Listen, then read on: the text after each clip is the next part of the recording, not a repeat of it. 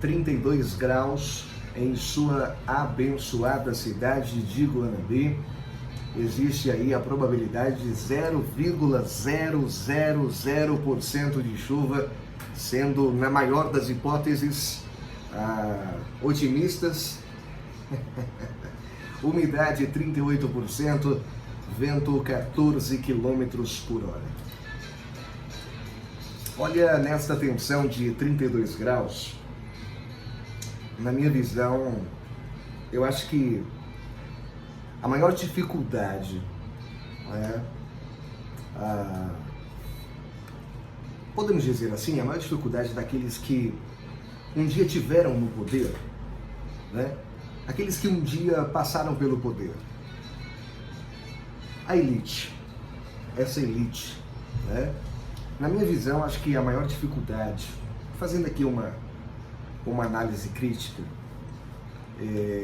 diante de todo o cenário que a gente vem assistindo, eu acho que a maior dificuldade desta elite vem de uma resistência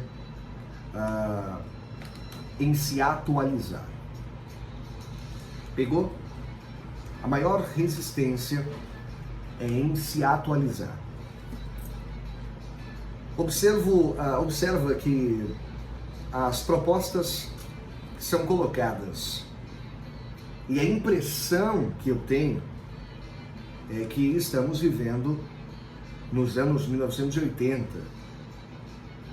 Sabe por quê? Porque eu não consigo, senhoras e senhores, eu não consigo imaginar como ainda defendem a babaquice, uma babaquice, de reestabelecer a democracia a este país, quando ela está ameaçada por diversas pessoas.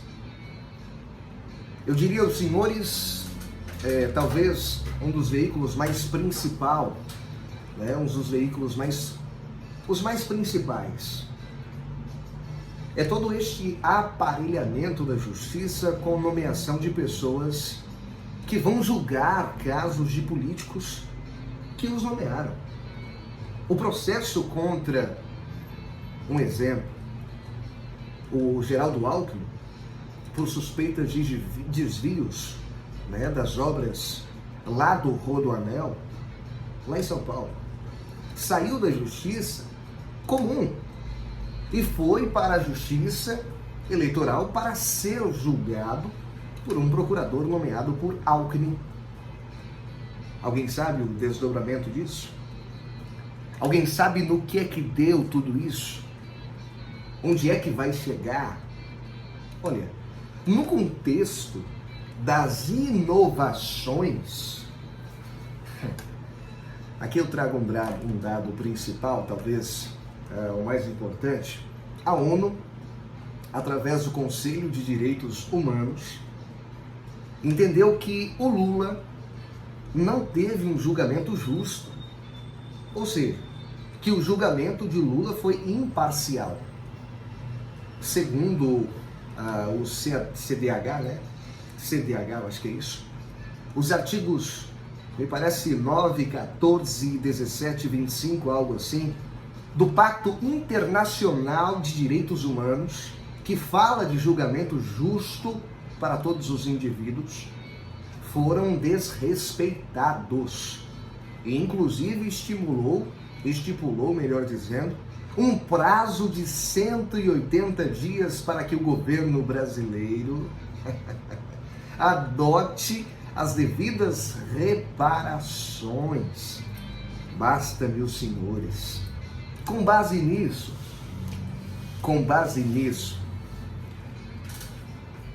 o Lula declarou que deviam tirar o presidente atual, né, e me botar. Esse foi o palavreado. Deveriam tirar o que está e me botar no lugar dele. Simples assim. Tenho certeza que se pedir à ONU ou ao STF, ele é declarado presidente. Eu tenho certeza. Eu quase morri de rir. É um negócio muito sério, né? Mas eu quase morri de rir quando li esse... Eu não sei nem... Isso é uma notícia.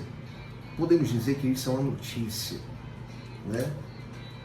Mas eu ri por diversos motivos. Não foi pelo personagem sendo o protagonista de toda a história, né? Não é naturalmente a este cunho, né? Eu li por diversos motivos, ri por diversos motivos, sendo, eu acho que o primeiro, a grande ironia de que direitos humanos só enxerga direitos. Mas espera aí, direitos de quem saqueou o país, direitos de quem tirou o futuro do meu, do seu, dos nossos filhos, direito de quem vendeu este país para as maiores empreiteiras. Então, em relação ao personagem, agiram absolutamente de forma correta. Não custa a gente lembrar que o CDH é composto por 47 membros regionais, né, se eu não estiver errado, sendo 13 da África. E aqui eu abro parênteses para fazer uma reparação aos senhores, onde o BNDES despejou dinheiro no governo Lula. Onde?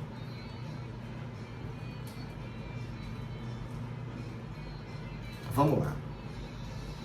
Cuba, Bolívia, México, América Latina, que são os países governados por pensadores iguais a Lula. A segunda questão que me ocorreu, vejam bem, é que a ONU, a Organização das Nações Unidas, foi omissa no genocídio de Ruanda. Aconteceu em 1994. O Conselho de Segurança, através de uma resolução que ficou conhecida como UNAMIR II. Se eu não estiver errado, a data é dia 12/4/94. Já estudei isso, mas não lembro.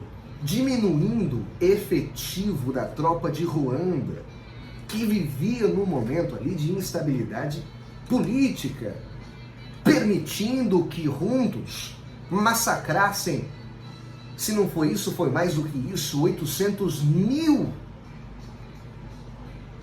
Tutsis.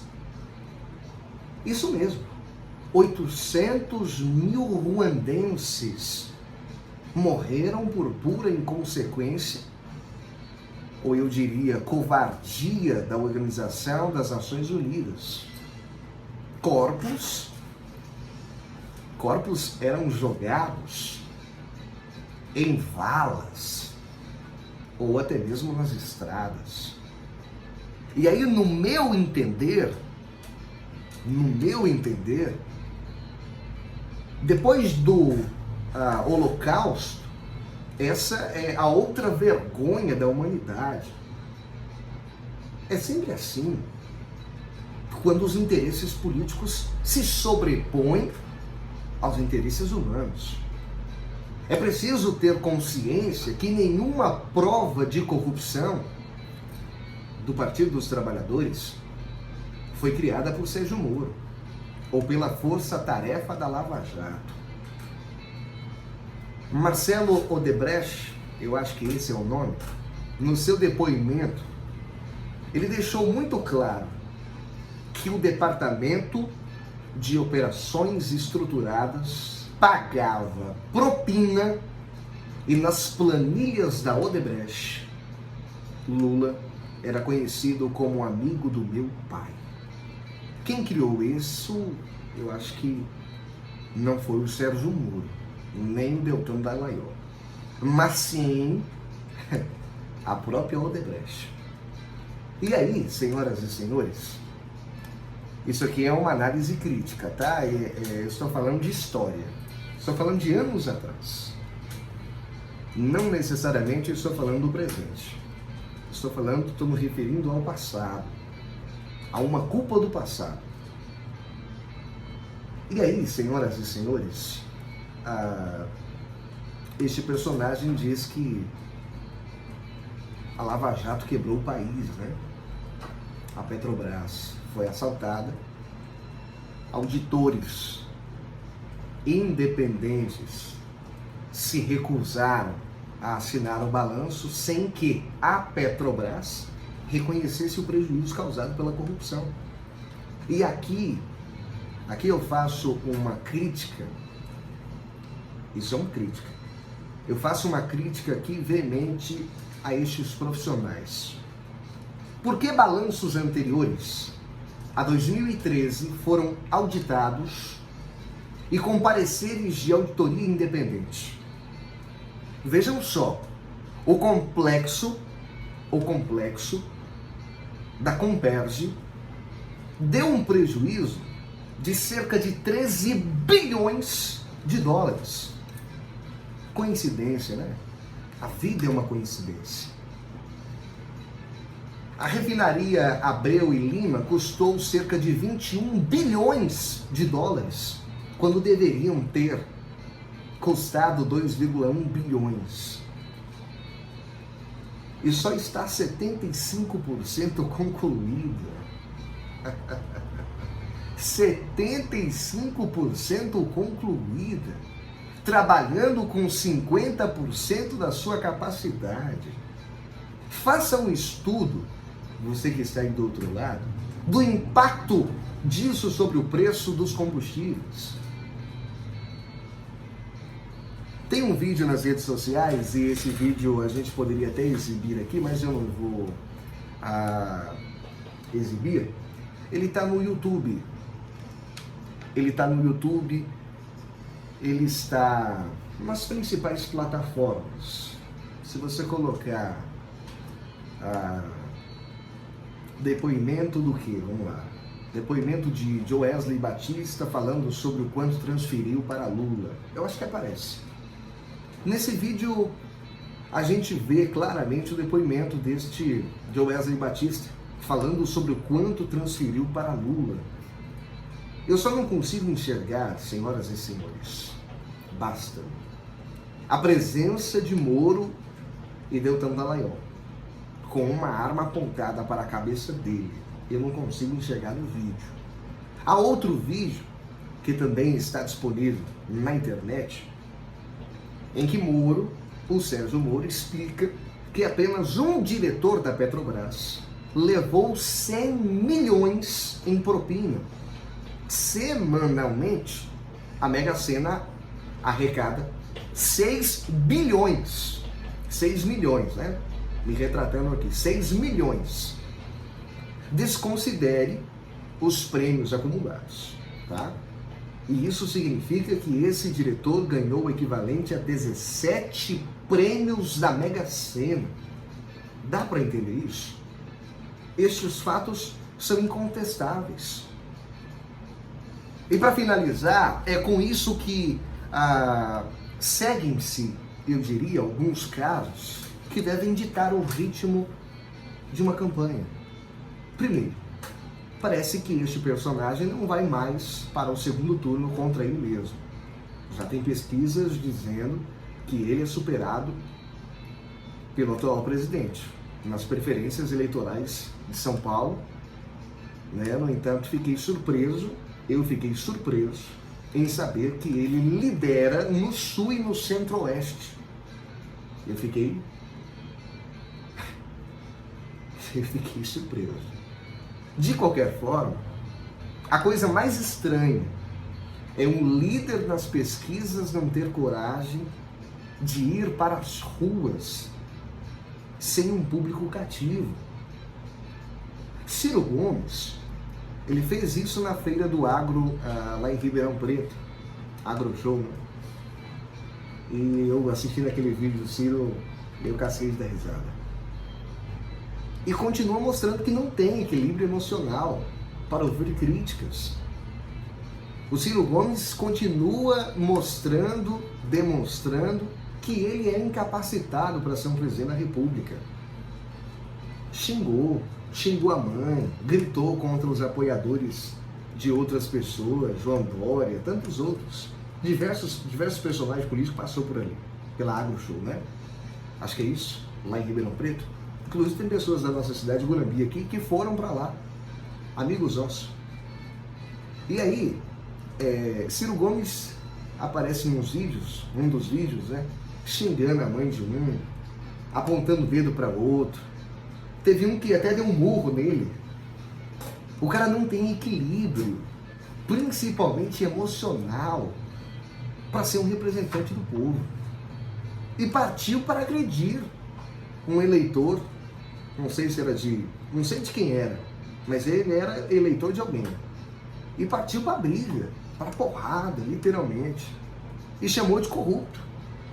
É bom a gente lembrar que o atual presidente teve 57 milhões de votos, ou seja, 57 milhões de eleitores, mesmo tendo perdido 10%.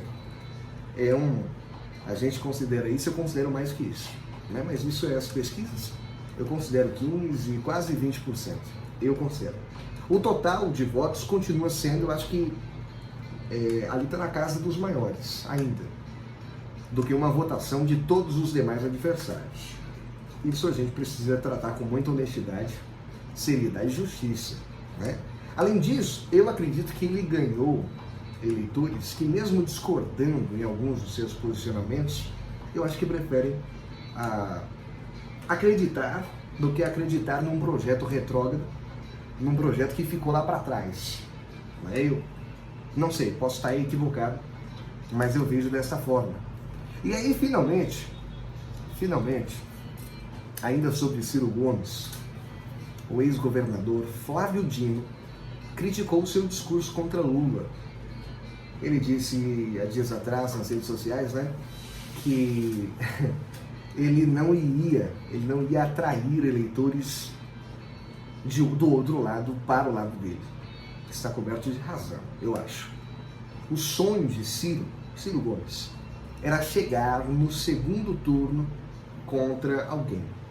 Mas, como eu disse acima, lá em 2018, 57 milhões de pessoas disseram não a certas pessoas, aos projetos retrógrados, às pessoas que ficaram no passado. Foi um tempo. E o que é um tempo passa. E viram nenhum centavo enviado para Cuba, Venezuela e outras ditaduras amigas, né? Nenhum centavo das obras devolvidas em nosso país. Desviadas para empreiteiras e estatais dando lucro anualmente, hein? No mínimo.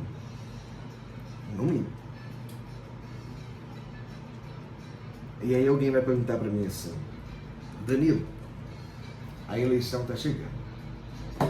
E em quem você vota? Olha, eu construiria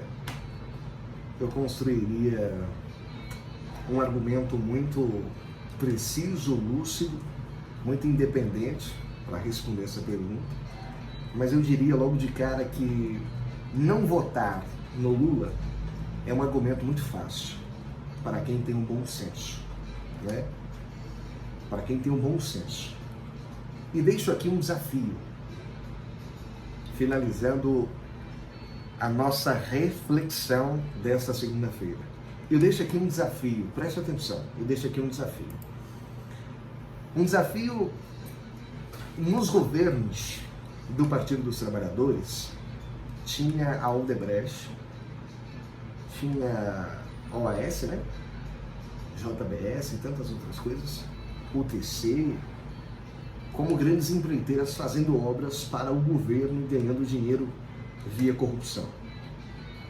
Citem algumas empreiteiras que estão ganhando dinheiro depois desta queda, depois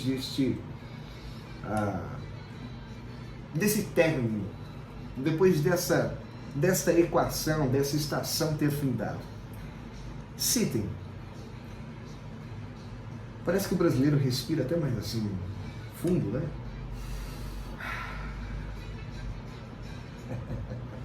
14 horas mais 28 minutos desta